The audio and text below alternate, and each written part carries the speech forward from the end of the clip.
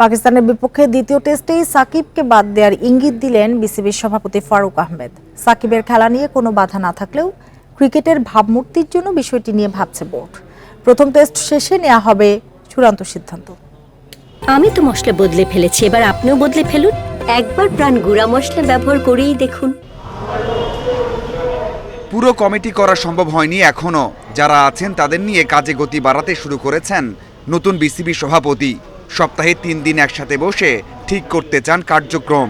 6 জনকে নিয়ে প্রথম মিটিং শেষে অবশ্য উত্তর বেশি দিতে হয়েছে সাকিবকে নিয়ে। হত্যা মামলার কারণে পাকিস্তানের বিপক্ষে দ্বিতীয় টেস্টে টাইগার সুপারস্টারকে বাদ দেওয়ার ইঙ্গিত দিলেন সভাপতি। খেলা নিয়ে কোনো বাধা না থাকলেও ভাবমূর্তির কারণে নেওয়া হতে পারে এমন কঠিন সিদ্ধান্ত। ফিফথ ডে আছে এবং টেস্টের ডিসাইডিং ডে। আমার মনে হয় যে এই মুহূর্তে আমরা এই ব্যাপারে আসলে কোনো স্ট্যান্স নেওয়ার মতো চিন্তা করিনি। মনে করেছি আমরা যে কালকের ব্যাচটা শেষ হলে তখন আমরা একটা বসে ডিসিশন নিব।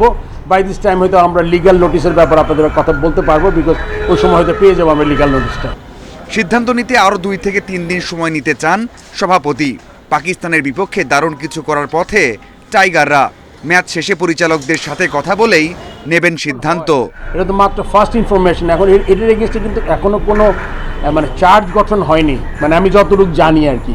সো ওর আগে একটা ডিসিশন নেওয়া কিন্তু খুব ডিফিকাল্ট।